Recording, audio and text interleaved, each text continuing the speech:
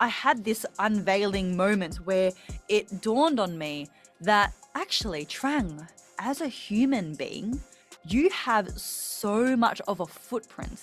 Like every decision, every action could have a cascade of events, a cascade of consequences that have an effect on this world. And that's when I realized, you know what? Can I leave this world a better place than how I was born into it based on the work that I did? I started my very first business at the time as a life coach because I thought if I can help people achieve their potential, then more people in their life, they could thrive at the deepest level. And when more people thrive, then humanity can thrive. And when humanity thrives, then the world will thrive for all of us and for future generations. Like I'd helped people in different ways, but the one thing that remained consistent was how I was able to use my voice to move people to take action in their lives, to change their lives, to change our world. And this is something that I tell my clients when it comes to public speaking anxiety. Because we know that public speaking is one of the biggest fears in the world, right? So moments before stepping on stage, that is the biggest moment of heart rate is through the roof. Palms are clammy. Like, that you can't sit still because your body is trembling. So that is a moment where I'm like, you need to remind yourself that as a speaker, it's not about you. And there's a really great quote by Lance Allred, a TED speaker. And he talks about how your talk is not a performance to be judged. It is a gift that you get to give your audience. You can do a visualization. You can give yourself a pep talk. You can slow down your breathing through box breathing techniques or meditation. That is a really great way to do it. Another way that I encourage people to overcome these nerves.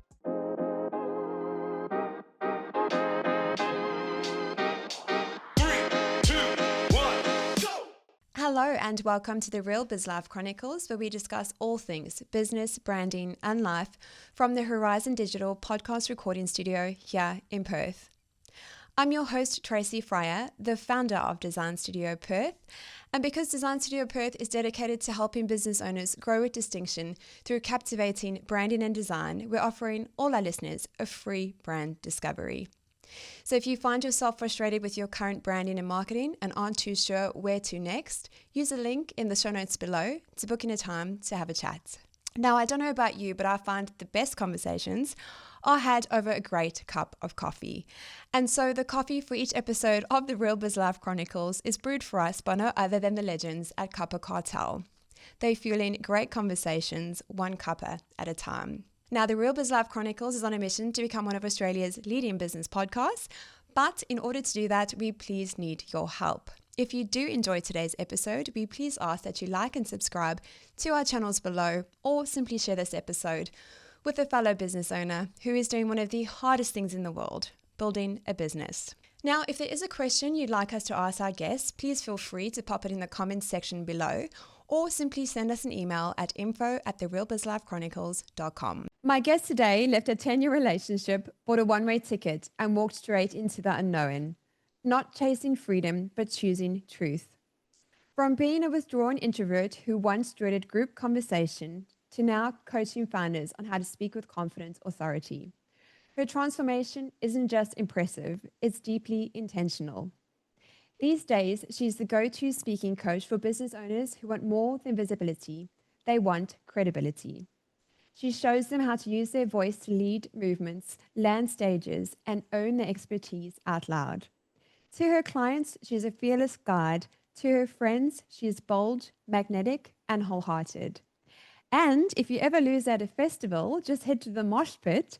That's where she'll be, front and center, covered in glitter. This episode is about unlocking the one skill no business can grow without: communication that actually connects. Now, I have to say, I haven't actually met this lovely lady in person, but her energy is magnetic through Zoom, and I am so pleased to have her here. Trang Nova, welcome to the show. Tracy, thank you so much for having me. And I loved sitting through that introduction because even though I know these things about myself, sometimes hearing it through that different lens, it made me laugh. Oh, good. I love the part about the mosh pit and the glitter. And when I was reading your bio, that did crack me up. Yes.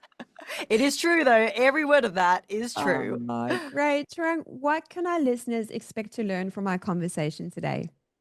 Hmm. I am a complete nerd for communication skills.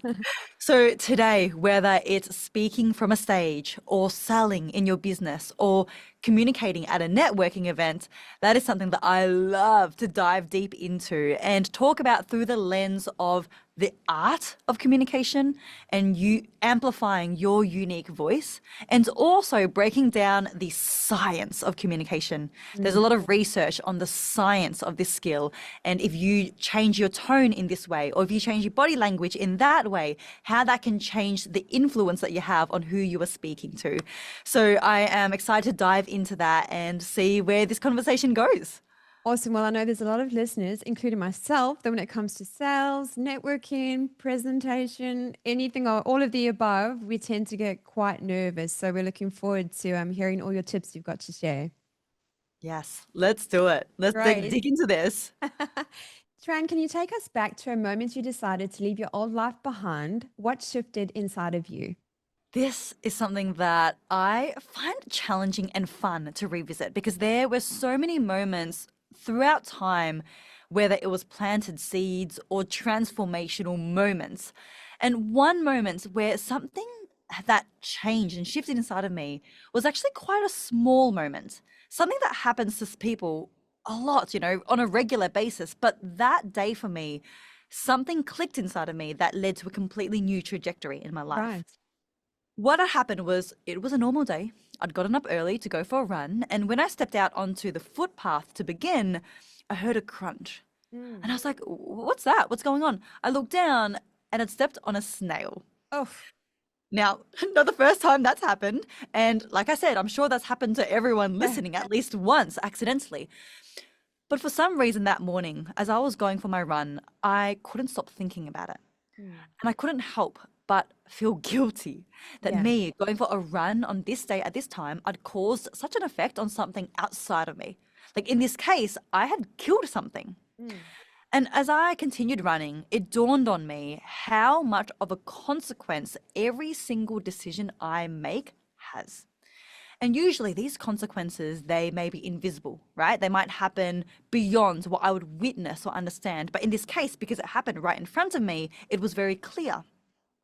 And then I had this unveiling moment where it dawned on me that actually, Trang, as a human being, you have so much of a footprint. Like every decision, every action could have a cascade of events, a cascade of consequences that have an effect on this world. And that's when I realized, you know what? I want to become more and do more. Like at that time, I was working as a physiotherapist. So I was working with people as athletes. But over the coming weeks following this incident of stepping on a snail, I started to really question how I could help people, not just as athletes, but as human beings. Because my work, the main thing that I would do in my waking hours every day, that could have such profound effects on how I leave this world throughout my lifetime. Yeah. Like, can I leave this world a better place than how I was born into it based on the work that I did? So how can I help people, not just as athletes, but as humans? And that's started a whole new trajectory of my life that I would never have guessed, I'd never have expected, because I left my profession as a physiotherapist. Yeah. I started my very first business at the time as a life coach because I thought if I can help people achieve their potential, then more people in their life, they could thrive at the deepest level.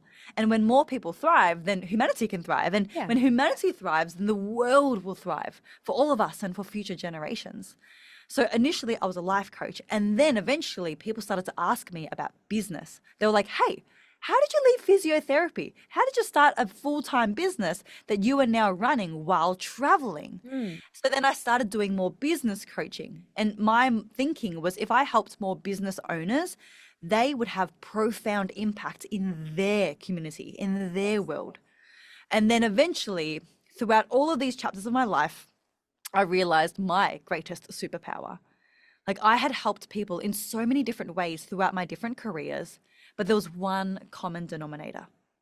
And that common denominator was my voice.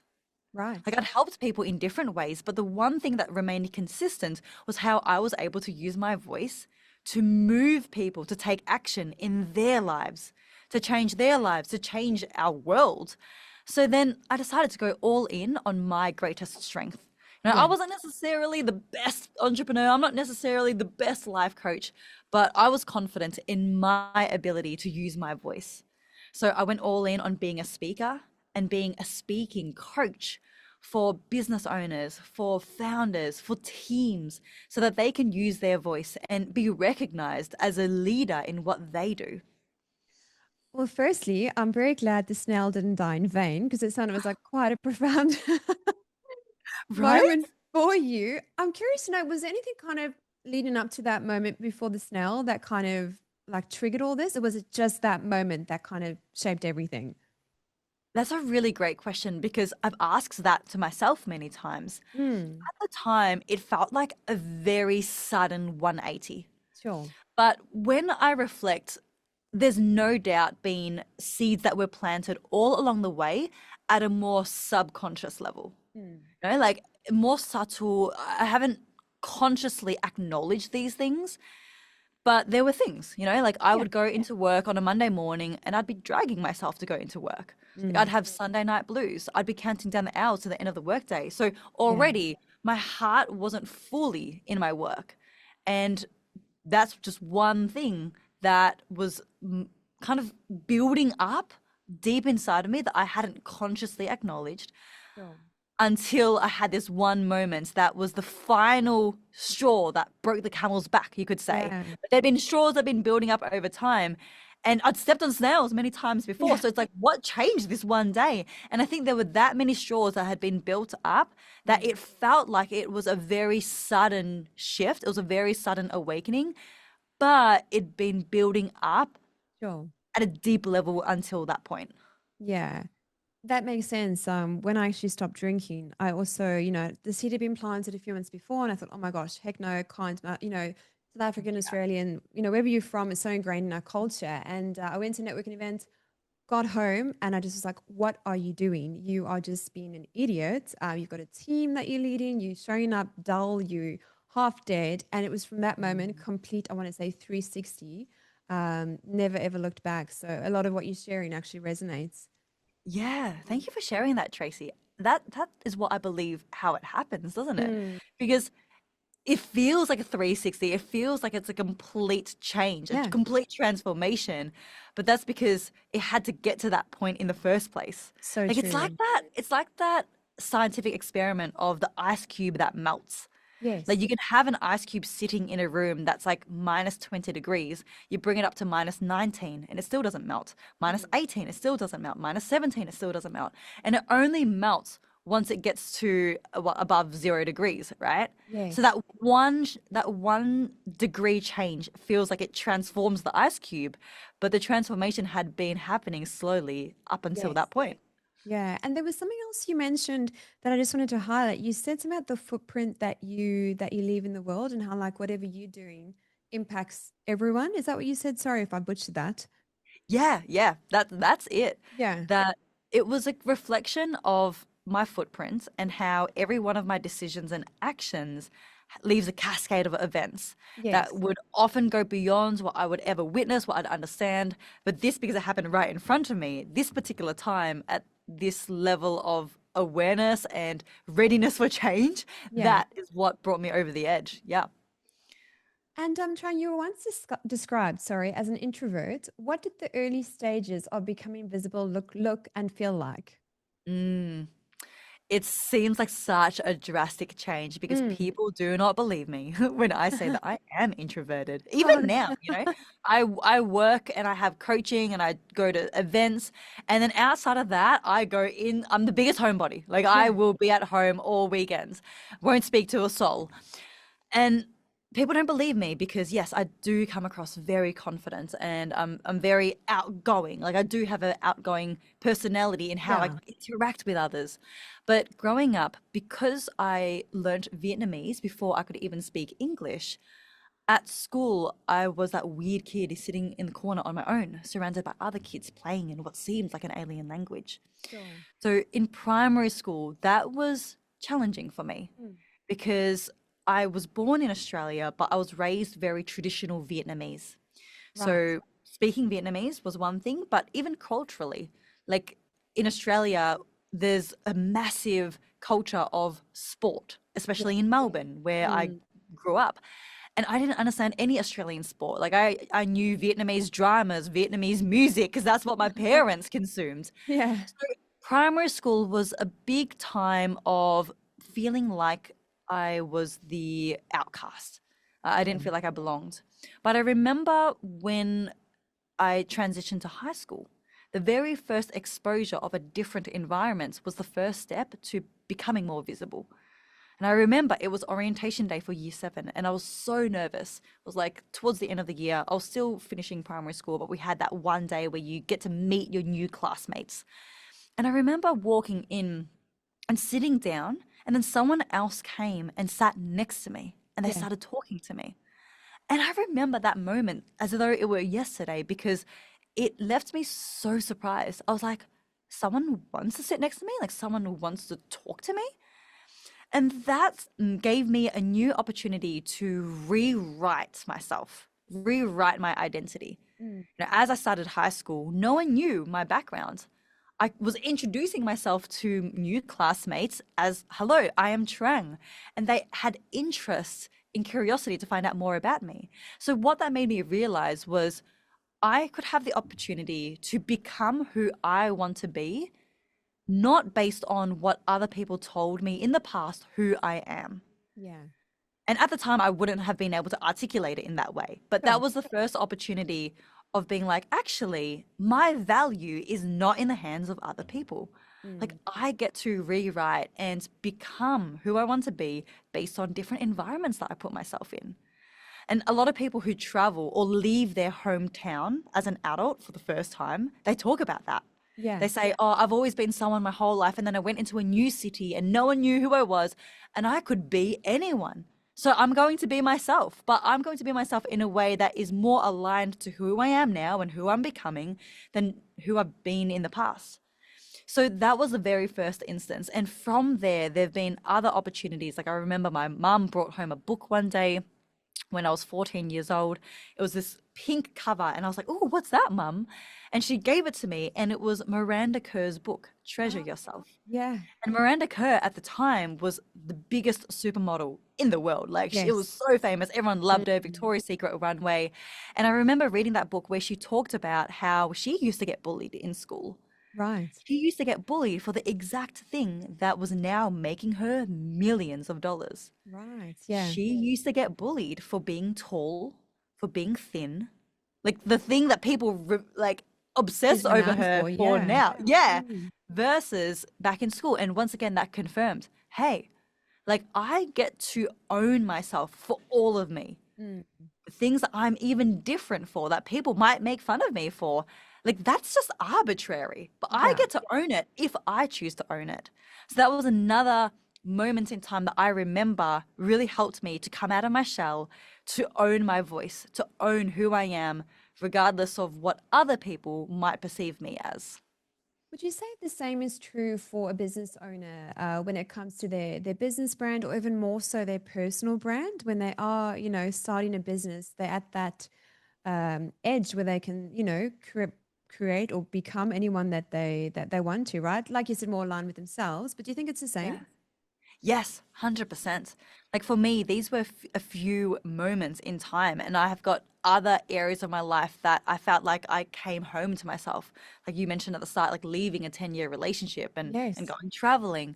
And I think business is such an expression of our truth and who we know ourselves as, Mm. because most people who have businesses now, they weren't born running a business. No. Like everyone, well, okay, maybe not everyone, but most people were doing something else before they started their Yes. business. Mm. And even if you have been an entrepreneur since the start of time, chances are you've had multiple businesses over time that reflect who you are becoming and who you know yourself as. So business is such a beautiful mirror of the journey of self realization and self actualization. And that's why I've had many businesses over the start of my business journey, because I was still in my 20s. I was still learning so much about myself. I was rapidly evolving. And since landing on what I'm doing now, speaking and speaking coaching, I feel like this is it. Like this is the business that I'm going to get married to for the rest of my life. And you know what? Like that might change, and I'm so open for that changing. But that has been the result of so many successions of reiterating my businesses, reiterating my brand as I have learned who I am, because that is life. Like we are constantly learning more and more about ourselves.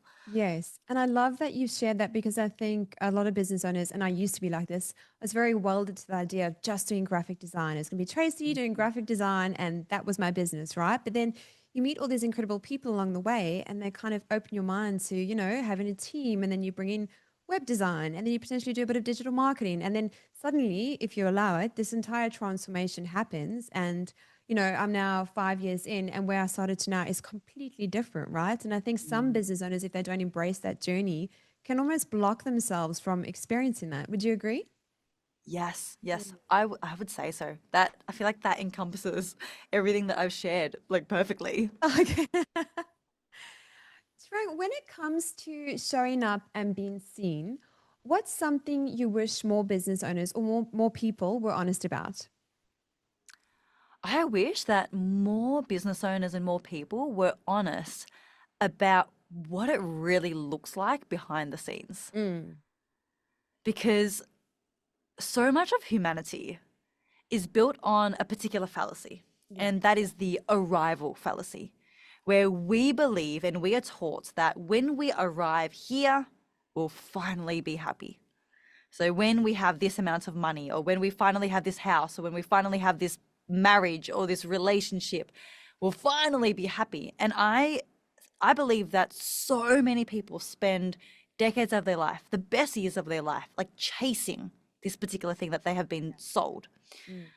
But if we talk to people who have achieved all those things, who have obtained those things, and we see and we understand what it really looks like behind the scenes, then we can break that illusion, Yeah. break that fallacy, and start to be happy now.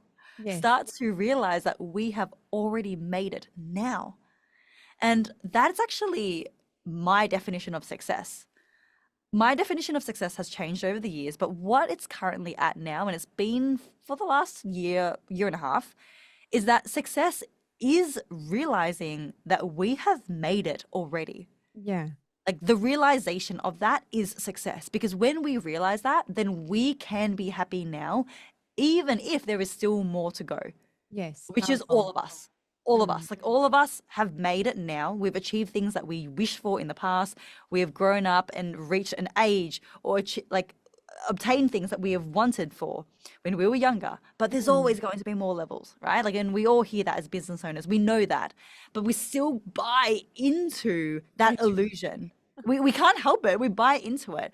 So I think I've gotten pretty good at that. And I'm of course not perfect, but Yeah. I do remember there was a time 2 years ago when I started traveling more, and I was sitting on the beach. It was very calm, very still, and it was sunset time. So the sky was blue, turning into purple, turning into Oh, pink. beautiful. And I remember thinking, oh my God, Trang, like you are literally in Bali right now. You were literally running your own business. And look, at the time, my business was struggling like more than what it is now. So I could have absolutely had more abundance in money and stuff, but I didn't. Like I was living in a small little apartment. Like the bed was right up against the wall, right up against the bathroom. So I didn't have it all, but I was looking out at the sky, looking out at the beach, and I was like, I have freaking made it. Mm. I wish just 3 years ago, I was wishing that I could go traveling more and I could have more flexibility with location and with my work. And I've got that now. Like I've literally got that now. And sure, in 10 years' time, I will have more money. I will have more success. I will have, like, I was single at the time. So in 10 years, I'll probably have a partner. Like I Yeah. have all these things that I'm wishing for now. But in 10 years' time, there will be things I will be wishing for that I don't have then, but I have now. Yeah. Like maybe it's the youth that I have now. Maybe it's the health that I have now. Maybe it's the freedom that I have now as a single person. So I'm Mm. like, wait, this is not a linear journey. Like I've already made it and I have everything that I need now. So my point is, if we have that realization, then we have so much success because we get to be happy and at peace deep inside of us. Mm. And when we see that all those who we revere and all those who we idolize with the money or whatever it might be, and we see more of what they're really going through at a spiritual level, at an emotional level, in their relationships, in their financial situation, how they feel when they wake up in the morning, how tired they might feel after a massive week of work, then we will realize actually this whole illusion Yeah. is actually real. And we're being sold this dream that may not even be real. Completely. And it's funny you mentioned that. Someone shared a video with me about a woman who, on her Instagram, she had this idyllic life. She was on these boats and these yachts and planes and heaven knows what else all, and had this whole facade going that she was like, acing it in life, but everything was so perfect and polished. Anyway, Mm. long story short, it apparently turned out that she had her own business, or she had a job, actually, not even her own business. And she was earning like 48 grand a year. And the way she kind of, paid for all her planes and stuff, she took out like fraudulent loans and was creating this entire facade. And, from an outsider, you'd be like, oh, wow, she's really nailing it. But there was this whole back end story. And I think it just feeds into exactly what you just said. Like everyone thinks there's this polished life and that person's life is so perfect, but there's so much going on behind closed doors that you don't even know about. Yes. Mm. So like if we were all honest about that, then the one thing that humans are chasing for so much and they spend years and years chasing only Mm. to get to somewhere that they were promised but isn't even real, Yeah. then I think that would solve a lot of our challenges. Yes. And Trang, I also wonder, with putting ourselves out there more, whether it be, in public speaking, on social media, how do you deal with the imposter syndrome or the idea that someone's going to, perhaps make a horrible comment or worrying about what other people think? How do you deal with that? The best way that I deal with it is, and I'm going to share something like really practical because Hmm. to me, it's such a practical thing that can shift how I feel about myself is through visualizations. Yeah. Like that is what helps me because we are all going to feel imposter syndrome. Yeah. That is literally part of the recipe for growth. Because imposter syndrome is where our sense of identity is still yet to reach the environmental changes that we've experienced. Mm. So let's say we in our head identify as, let's say, like an $80,000 a year business owner. Let's say that as the Yeah. example. But let's say we've had a business opportunity where someone's offering to close, someone's offering like a $50,000 deal for us. So that's like more than half of our yearly revenue, Revenue. right? Yeah. That's going to bring up the most intense imposter syndrome because our sense of identity is yet to reach the environment that we find ourselves in. So when we have that gap, we feel imposter syndrome. And in that moment, we have two choices. We can either rise our sense of identity up to reach the level of that environment, Mm. or we can bring the level of environment down to match our current sense of identity. Right. And that's the easier option, right? To like say no to the opportunity or to remove ourselves from an environment that feels uncomfortable. So what I do is in order to overcome that gap and to bring my sense of identity back, so not back, but bring the sense of identity up Yeah. to that level of the environment is through visualizations. I'm a very visual person. Some people find visualizations more effective than others. Okay. I love a visualization where I sit with my eyes closed and I visualize the future version of me. Like I Right. visualize her in terms of how she walks, how she talks, how she carries herself, Mm. what her days look like. And I do that to become more familiar with her. And the more familiar I become with her, the more I get to step into her, Yeah, and embody the her. more we get to Mm. become one versus like, oh, she's this far away thing. Like one day I'll hopefully become her, Yeah. or like this far away concepts, right? Like we see in other people, oh, they can do it, but oh no, that's not for me. I can't do that. Yes. But the more we see ourselves and like step into that, then we can embody that like sooner rather than later. Yeah, and I always say to our clients as well, like rather get, put yourself out there and stop thinking about the people who are going to essentially hate on you. Like think about all the people that you're actually going to help and Mm. inspire at the same time. So it's kind of like Yeah, reframing it from that angle as well.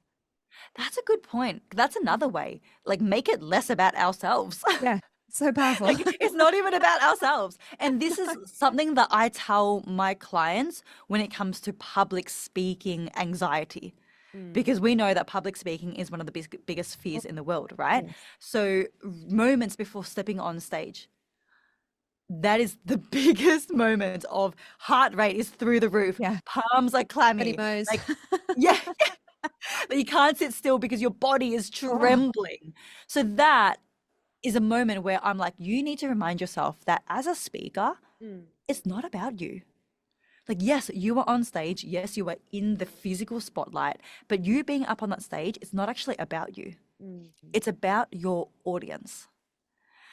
And there's a really great quote by Lance Allred, a TED speaker. And he talks about how your talk is not a performance to be judged. It Right. is a gift that you get to give your audience. Oh, I love that. Yeah.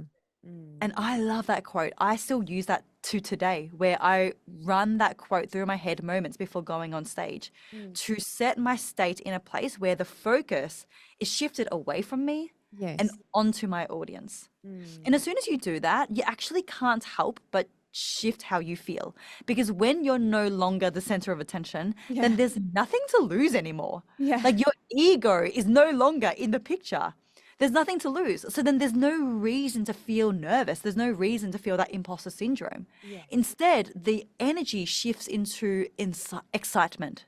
It shifts into focus and drive and curiosity Mm. and like giving energy. And that feels so much better than nervous anxiety because, oh my God, what are they going to think of me? Are they going to judge Yeah. me? Am I going to make a fool of myself? So that energy can really shift how you show up in different scenarios. Mm.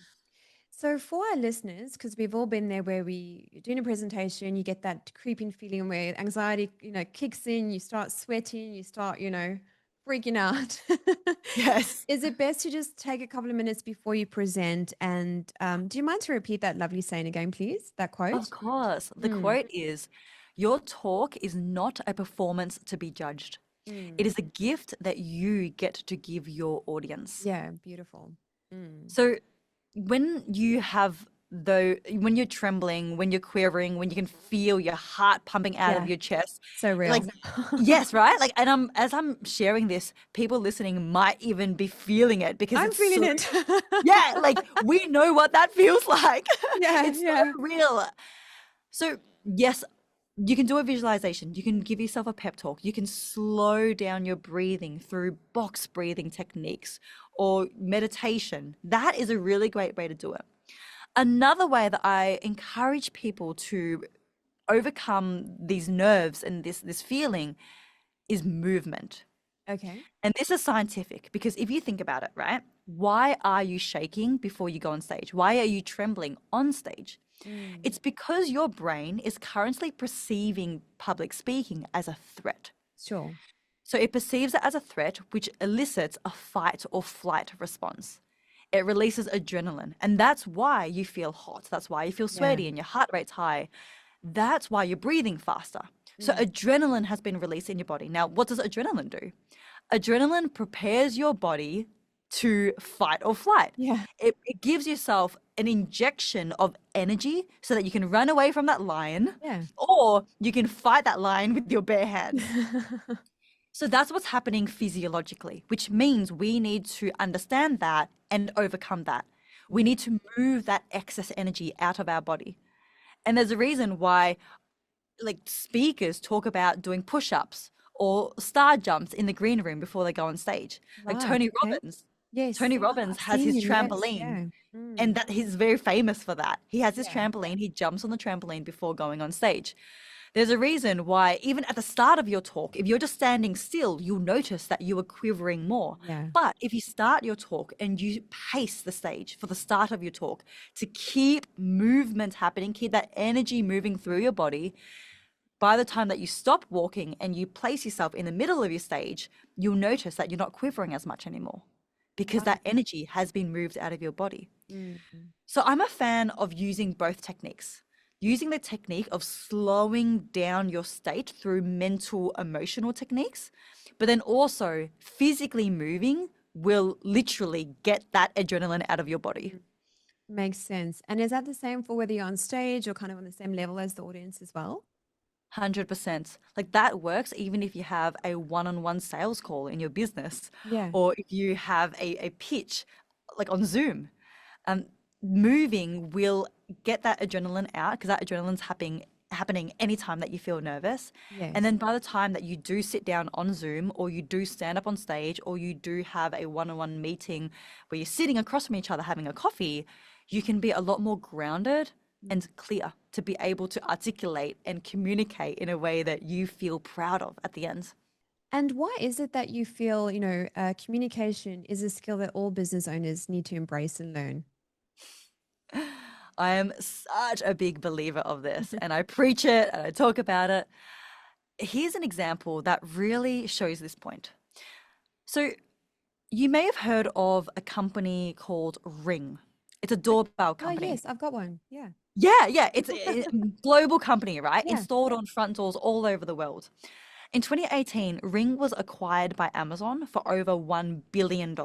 Wow. Like this, we're talking big, right? The Yeah. successful product that people love, people all over the world. And yet, just a few years prior, the founder, Jamie Siminoff, almost had his entire vision get derailed. Oh, wow. Yeah, like this story is wild. So he went onto Shark Tank, which is a show where founders pitch their ideas to investors. And on that show, not even one investor gave him their money. Not even one. Not even one. Yeah. Yeah. And this was just a few years. This was like 2013, 2014. Right. 2018 was when Amazon acquired Ring for over $1 billion, right? This is just a Wow. few years, like on a doorbell. Like what? I love my Right? doorbell, but yeah. So just a few years prior, a product that was going to go on to be worth over $1 billion failed to even get $100. Gee. Why? Like why? Well, if you watch the video of him pitching, his pitch was weak. The first No, one he did on Shark on Tank? Shark Tank, yeah, on Shark Tank. Mm, He had this like one-sided shoulder shrug that showed he was uncomfortable. right. He kept pausing in the middle of sentences, showing that he didn't really know what he was talking about and he was making things up. He kept swallowing deep, that gave away his nervousness. Yeah. His tone was very uncertain. Mm. And because of that, he had a product, he had an idea that was worth $1 billion, and he couldn't even convince these investors to see any value in it. Mm.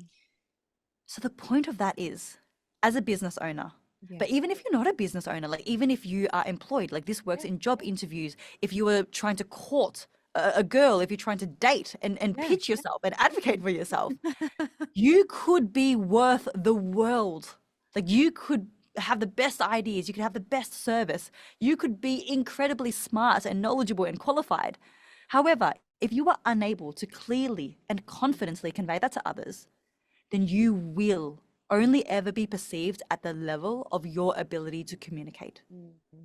So Because true. others will only see you in how you are able to explain your ideas or pitch your product or showcase your service. Yeah. And to me, that is why communication is the core skill of business. Mm. Yes, we need to be good at marketing. Yes, we need to be good at branding and sales and creating our offer. Yes, of course, all of that is important. But the root of all of that still comes down to communication. Yeah. So Because true. you could have the best marketing strategy. You could have like someone's marketing strategy that's made them $3 million. Yeah. But if you can't execute that through your social media content, if you can't pitch it like at networking events, then that strategy is not going to go very far. No, it's so true. And I was thinking about networking events as you mentioned that, because I find a lot of business owners, you'll ask them what they do, and sometimes it's just like one or two words, or they go off on like a tangent, and it's like, oh, we do X, Y, and Z, and I'm just like, oh, you've lost me. Yes. So Yes. it's just my eyes glaze over. I mean, working with my coach, I've managed to kind of distill it down to one key sentence because people Mm. just switch off at the same time and they have no idea. That is a great example. And Mm. I literally run corporate workshops on this. I run workshops and I talk about how this is the one most common question we get Mm. asked. Yeah, Anytime we meet someone new, what's the first thing they ask us? yeah. What do you do? Mm. What do you do? Mm. And yet we struggle so much to answer that. And people We, do. we struggle, we really do. And this is like leaders, this is business owners, even Mm-hmm. like sharing our founder story, like not Yes. just saying what we do, but sharing our founder story, our origin story. That is like 101 as a business owner. It's Yeah. like graduating from school. You got to know your times tables. Like this is 101, and yet we struggle with it. At the Completely. same time, it could be what makes us a lot of money in 1 second Mm. or not. Yeah. And I have a story to showcase this because a couple of years ago, I was at a conference and at one point I was running late for the elevator. So I was like running for it. Well, I wasn't running late for the elevator, but I could see the doors were closing. Yeah. So I was like running to catch it. The man inside was very kind. He held the doors open for me. I walked inside the elevator and naturally we get chatting. Yeah. So then what does he ask me? He's like, what's your name and what do you do? And at that time, I knew that we were in an elevator. Mm. We had what, 20 seconds maximum, maybe 30 seconds if we Yeah. were going very high. And I knew that this was going to be a literal elevator pitch Yeah. where I had to introduce myself in 20 seconds. Yeah. So I did that. And I remember at the time telling him that I was focusing on women because that's who I was working with at the time. I was like, I'm Trang, speaker coach, working with women. And as I was talking, his eyes widened and he was like, oh my gosh, Trang, I am the founder and CEO of a national wide education company Oh, where wow. most of my staff, most of my teachers are women. And I Yeah. can see exactly what it is that you're saying. There is a massive gap between the male and the female teachers in their confidence, in their ability to articulate. So, Trang, I'd love to grab your details. Like, let's tee up. I'd love Great. for you to run some workshops and organize something. And from that 20-second elevator pitch, Really, literally. in the following months, I got flown out to multiple interstate events Wow. because I got to speak alongside him and I ran some workshops. And Amazing. all because I was able to articulate who I am and what I do in a clear and confident way. And in a very short time frame as well, because I find with that Yes. filler, people go off on a tangent. Oh, we do a bit of this, we do a bit of that. I'm like, so do you do that or do you do that? Or what is it that you do? So, Yes. Yeah. 100%. When it comes to leaving a first impression, we do not have a lot of time. no. Mm-mm. I actually do this as part of my talks. And I don't do this all the time, but one of my openers for my talks is I walk up on stage and I make myself look really nervous. I'm like Mm. fiddling with my hair. I'm like, crossing my arms. And then I open my talk like this. Hello everyone. My name is Trang, and thank you for having me today. So And popular. as soon as I do that, like the room is silent, right? Because Mm. everyone's like, "What is going on?" Like I thought I thought she was a speaker. I thought she was a speaking coach. And then I pause for a moment just to let the shock settle in Yeah. before I'm like, "Huh, hello, I am Trang, and you have 7 seconds to create a first impression. So what did you just think of me?" Mm. Yes, you made a judgment about me. You were thinking, whoa, why is she so nervous? Yeah. Is she even qualified to be here? Like who hired her to speak on this stage? Yeah. And I prove the point that in 7 seconds, you will make a very quick judgment Mm. that whether or not you even like someone, let alone trust them, So true. let alone see them that they are credible, let alone be willing to find out more about them. Mm. So we have 7 seconds to create a first impression. Not very long. And in those 7 seconds, there's not much that we can do other than communicate through our voice, Mm. through our body language to showcase that we are trustworthy and credible in what we do. Yeah. And let's talk more about tone because obviously the example you've just illustrated is a very common example when it comes to people presenting on stage. They kind of have this monotone and, a lot of people just hide behind their notes. I guess I'd love to know if there's perhaps maybe 3 practical tips that our listeners can take away when they are prepping for that prezo. I've got one next weekend. That we could sort of implement or just really get a bit more critical about how we are actually showing up on stage. Yes. Okay, I love this. This is like the Mm, science of speaking that I love nerding out on. awesome. When it comes to communication, I'll break it down into 3 key categories. Okay. Number 1 is verbal. That's the words that we use and the structure of what we are saying. Yeah. That's the first category. The second category is vocal. So not what we say, but how we deliver it. Like I could say the exact same thing in 2 different ways. I could be like, "Hey Tracy, thank you so much for having me here today. I'm very happy to be here." Yeah. Or I could be like, "Tracy, thank you so much for having me here today. Like I'm delighted to be here." Different Now, I energy, said the right? exact same thing, right? But in 2 different ways. So the way that we deliver. And the third one is body language. So all 3 categories are very important. But what comes across as most obvious to other people is our vocal, how we deliver, and our body language. So body language, here's one thing to think of whether you're on stage, whether you are at a networking event. Yeah. It's called fronting, Okay. where we need to make sure that we are fully facing the person we are talking to showcase that we are interested, that we are engaged, and we are confident. So there are 3 points of our body to make sure that we are aware of. It's our head, it's our chest, and our toes. Okay. So when we are talking about we feel a bit nervous and we're trying to like escape, we will look at the person with our head, but our torso, our chest, and our feet might be pointing in another direction. I think I read about this in a dating book. Oh yeah, like right? Anytime we want to leave a good first Body impression. language. Yes. And that says so much to the other person. So whenever I'm speaking with someone at a networking event, at a meeting, I make sure that I don't give away that I am distracted by anything else. Yeah. Every part of my body is facing them and giving them my full attention. And people wonder why when they meet people, sometimes it feels awkward or it feels like they just can't build rapport, or they leave a meeting feeling as though it's gone really well only to be surprised by negative feedback later. And it's down to all these little things because people pick up on these things even if it's not conscious. Like someone will finish a coffee catch up with someone and they'll be like, I don't really know what it was about that person, but there was just something off. Yeah. So these are the little things, and there are so many things that we go into, but that's one thing that makes a big difference, especially in face-to-face meetings. Make sure you are fronting that person with your face and your chest and your toes. And then in reverse, if you are talking to someone at a networking event and you can see that their body's turned away from you, their toes are pointing towards the door, you can then pick up the cue that they might not be that interested, or maybe they want to go home. Like you can start to pick up these little things that you might not have realized earlier. Yeah. So that's one thing when it comes to body language. Now, another tip that we need to be aware of is in our voice, our vocal delivery. This is one that is very important, especially in Australia, because so many people do this incorrectly. And I'll start by asking the reflection question of, when you ask a question, what's the one difference in speaking delivery between asking a question versus making a statement? Right.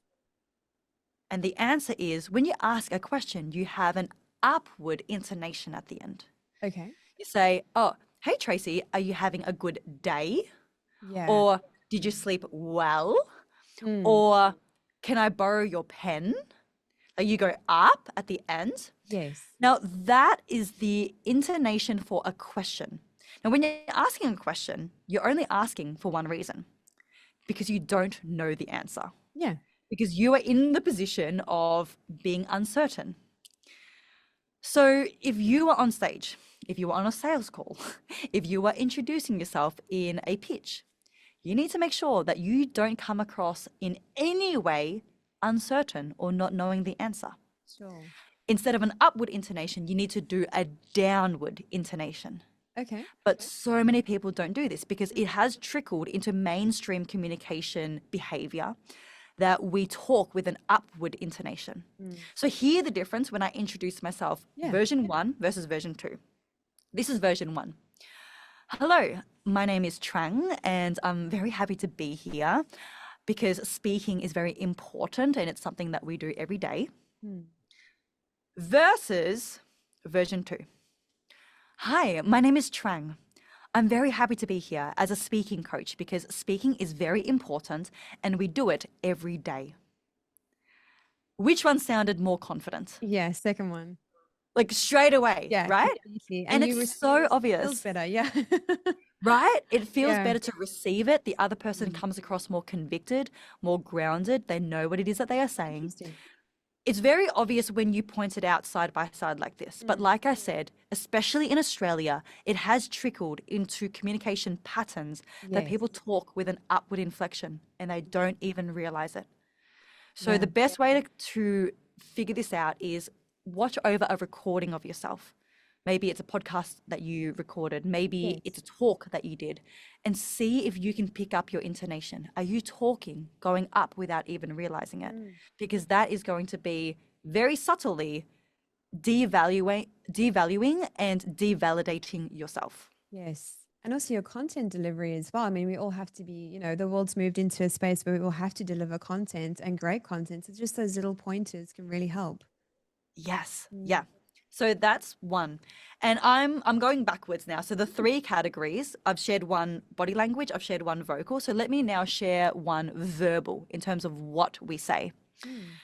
Something that I believe many of us are doing that really brings down our credibility is filler words. Yeah. Now, filler words we all are aware of. We know so, like. But I want to point out a particular type of filler word that we are using that we might not be aware of. These are called qualifier filler words. Okay. Qualifier filler words are the type of filler words that we use when we want to soften what we are saying. Maybe we're doubting ourselves inside and we soften it so that we have less like certainty and like force in what we are saying. Examples are kind of, sort of, just, I guess. You could say, I believe this program would be very valuable. This was a sales call, right? Yeah. I believe this program would be so valuable for you because you mentioned XYZ, and this will help you finally speak with more confidence in your investment pitching and with your clients. I've said it directly without any filler words. But I could add these qualifier filler words, which adds nothing to the message I'm trying to deliver except water down my message.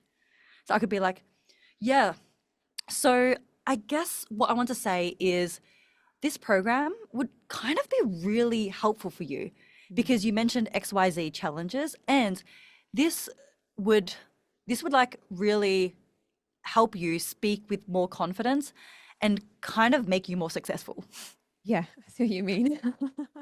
Now that was obviously really I know, exaggerated. but a lot of people actually speak like that. And I've got things I say as well. When I listen back to like a podcast, I'm like, oh my word, Tracy, how many times can you say Yeah, yeah. Yeah. And so like as well as the qualifier filler words of kind of, just, like I just want to say, even apologizing, like sorry, I just want to say, or I just want to point out, like the word just, it adds nothing to what we are saying except water out down our message. Or this is kind of important to talk about now. Or this is sort of something that we need to get on top of today. Like it doesn't add to what it is that No, we're it saying. definitely waters it down. Yeah. Yes. So please, when you are speaking, when you're in a meeting, negotiating, pitching, I want you to assert your thoughts directly without adding in these filler words. And I guess how do we like avoid those? Because I find sometimes we don't even realize we're doing it. Like sometimes I'll watch Yes. a playback and I'm like, oh my goodness. I didn't realize I was saying nam or it or, I guess or anything like that. Is it kind of just being more mindful of what's coming out of our mouth and just intentionally like trying to stop those filler words? That's a great point because a lot of our speaking, 99% of it, Yeah. is subconscious. We don't even realize the patterns that we've picked up over our lifetime. Yeah. When I teach these speaking skills, what I always preface it with is this is not going to change by itself. Speaking is a skill. And just like any skill, whether it's riding a bike or playing the piano, we do need to dedicate conscious time and focused time to change this habit, because it is a habit. It's a skill and a habit that we've picked up. So we could focus on it more when we're talking day to day, but to me, that's not enough. Because day to day, when we are on a podcast right now, I'm not thinking about the exact delivery of what I'm saying. I'm very much focused on what I am saying, because there's so much improvisation that happens day to day that most of our brain capacity is focused on what we're going to say next. Yeah. So what we need to do is we do need to take time outside of our day to day. We need to put aside time to consciously study and practice this new skill. What I encourage people to do is to listen over a 2-minute video or audio of themselves speaking. So it could be from podcasts, it could be from YouTube or social media, or if you don't have any of that, simply press record on your phone and talk into it for 2 minutes straight. Talk about your weekend. Talk about what you're excited for the rest of this year. It doesn't matter. You talk about anything, but it has to be improvised. It has to be impromptu. And then at the end of those 2 minutes, you're going to listen back over those 2 minutes and then look out for 2 things. You're going to put a strike down. Doesn't have to be like a bad thing, but you're putting down a line for every time you catch yourself saying a filler word in those 2 minutes. That's the first thing, the frequency of those filler words. Now, the second thing you have to look out for is not just the frequency, but the type of the filler word. Okay. Because different people have different filler words that they fall back on. It could be so, it could be like, it could be sort of, it could be, you know. Some people finish every sentence with, you know, and I don't even realize that. Yeah. Yes.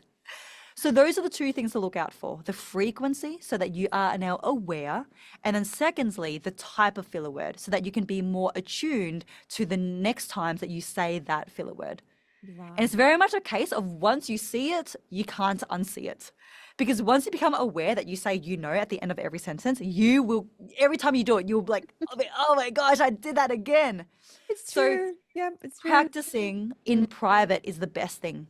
Once you've done that 2-minute recording and you've reviewed it, then do a 2-minute recording again where you talk slower and you intentionally stop every time you want to say that filler word and you replace it with silence. You shut your mouth, you hold yourself, you get comfortable with the pause, and then you think of what to say next, and then go straight into what you say next without having to add in that filler word. So I'd encourage you to do that every day. Like, this has to be a new habit. We have to build up this muscle. So 5 minutes every day is all you need if you want to shape your speaking and communication to have less filler words.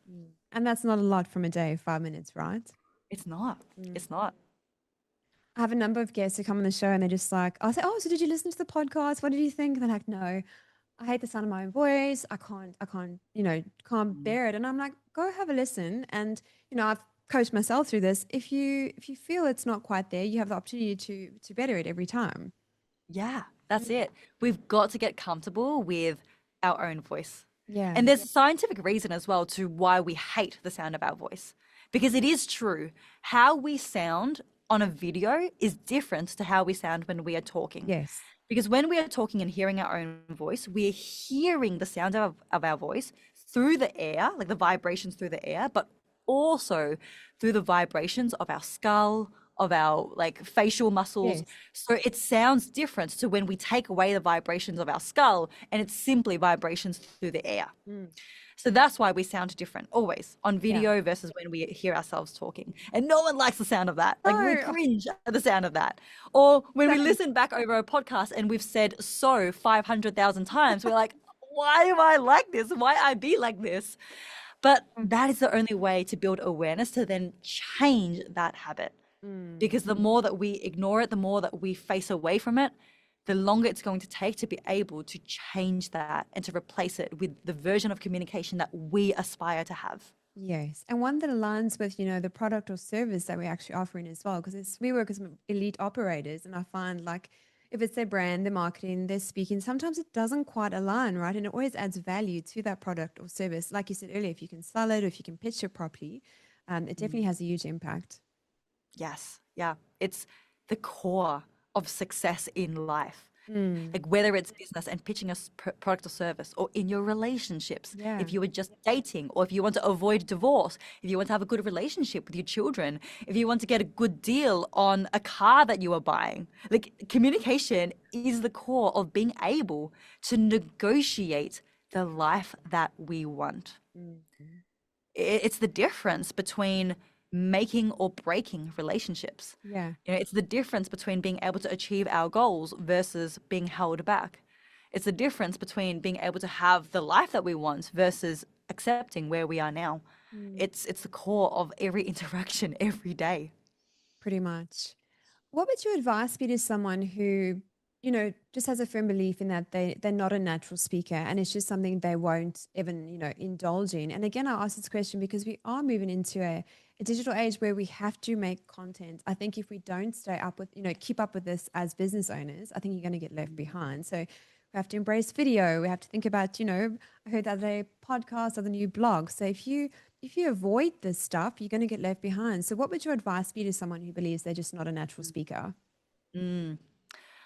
Hate to break it to you, but you don't have to be a natural speaker to become a good speaker. Mm.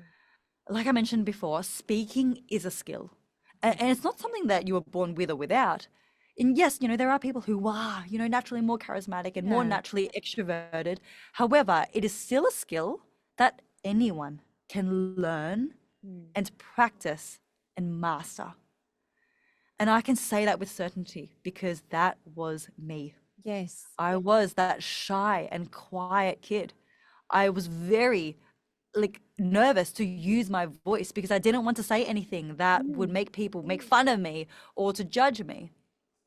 And yet now I am here teaching people internationally how to use their voice with confidence and with authority. Mm. And my secret is simply this: I have spent more hours on my speaking development than most people would reasonably expect. Yeah. I've invested in speaking training. I've cringed through hundreds of hours of videos of myself speaking to work on the one percenters. Like I have practiced in front of the mirror again and again. And Mm. because of that, that's where I am now. Yeah. And what that means is if I can do it, you can too. Yeah. You can And develop that skill. as I said in the beginning, you have such great energy, and you actually make the person on the other side of the screen or whoever's in front of you just feel like they've known you for ages because you have that energy, and you've obviously done the hard yards in learning how to present yourself properly. So it definitely has paid off. Yeah, thank you, Tracy. I appreciate that. And I'm proud of myself too. I have to say that. I am. Because I remember what it's like to feel like the black sheep, to feel like I can't be friends with this person or that person, or I could never be able to close big deals. I've had all those thoughts Yeah. and those Same. beliefs. Mm. And, as the weeks and months and years go by and I find myself in situations that I previously could only dream of, I'm like, yes, Trang, you created this. Mm. This was not just luck. You did this and you worked for this. Mm. And I want that for everyone. Like, I want that for anyone listening because it is possible. And yes, it's going to take work. Like, I'm not going to sugarcoat it. Yeah. It does take work. And I believe that this is something that you can't fast track. You can't cheat the system. You have to go through the time and the energy and vigorously studying or practicing this craft. I do believe that, but Yeah. it's worth it because it's the one skill that we use every day. And yeah, like we, in this day and age, we need to have an online presence. We need to be making videos and like we need to be able to communicate. Some people might argue, but hey, AI can do that for us now. Yeah. AI, like voice AI. We don't even need to do a video or record a podcast. It can do it for us. And I'm like, okay, sure. So then what about every other area of your life whenever you leave the house? Yeah. Like at the supermarket, if you are dating, if you are meeting up with clients face to face, if you are wanting to speak on stage, like you can hide, but you can only hide so far until you will get caught out as a fundamental skill of being human. Mm. And I think, like anything in life that's worthwhile, whether it's, speaking, branding, fitness, like there's no shortcut. And I think our culture or society, we all want the quick fix and want it done yesterday, but you have to put in the hard yards, the timeless effort. And I Yeah. want to encourage our listeners, because everything that Tran has shared is true. Because if I ever look at the very first podcast I did, or the first few handfuls, oh my word, I can cringe. Like, I was so nervous. I think my face was glowing with sweat. I made so many errors and said yeah and and it was terrible. But I just was like, I'm going to throw myself out there, just do it. Who cares? Let's Yeah. like showcase that journey of what those incremental improvements, those ever not even 1%, like 0.5%, sometimes Mm. 0.25%, like just to showcase that it can actually happen, quite a transformation. And I'm still learning. I'm still learning as I go. We all are. It's a Mm, constant journey, and it's not about being perfect. A lot of people are scared to speak up on social media, yeah. on stages, because they're scared of saying the wrong thing. But if you think about the best leaders in the world who've changed history, Yeah. like Martin Luther King Jr. or Mother Teresa or even Malala Yousafzai, they didn't change history because they were perfect or Mm. because they like wrote a speech 50 times before they were ready to share it.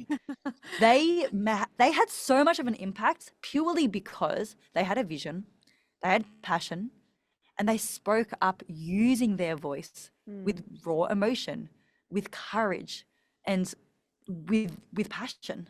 Mm. That's how they had an impact. So you don't need to be perfect to be a great leader. You don't need to be perfect to use your voice effectively. All you need to do is to be courageous Mm. and to speak up with raw emotion and passion. Trang, thank you so much for your time today. So many golden nuggets. We'll have to get you back on next year, because I feel like I've missed out half of your. I haven't even worked my questions yet. That's how fabulous it's been. So. I love that. Oh. You know, it's a good conversation where you're like, oh crap, I've gone through 20% of what I'd planned. I think I've gone through like 5 out of the 20, but I love it. I love it. So much great value. Thank you so much. And the timing is perfect. I have a presentation on Saturday, and I'm going to definitely reflect back on this conversation and implement a lot of what you shared. Any final words of wisdom before we sign off? Final thing I'll say is remember that reality is negotiable. Mm, love And that. when you stress test the boundaries of what society deems as possible or not possible, you'll find that you can really break down these limits. And so much of that comes down to your voice and how you negotiate your way through life. So speak up, use your voice, show the world what you are made of, achieve your potential. And Mm. while you are at it, use your voice to make this world a better place. Yeah, amen to that. Trang, I find you such an inspiration. You're someone who I believe really embodies, you see on Instagram people traveling, there's this facade again that's sold to us, but I think you're someone who actually lives and breathes that every day. You're traveling in Bali, you're speaking, you're really that entrepreneur with a laptop, living the life and the dreams. So keep doing what you're doing. Thank you so much for your time today. I've absolutely loved our conversation. And yes, we'll have to get you back on next year. Thank you, Tracy. It's been a wonderful conversation, and I'm looking forward to the next one. Yes, definitely. Thank you so much.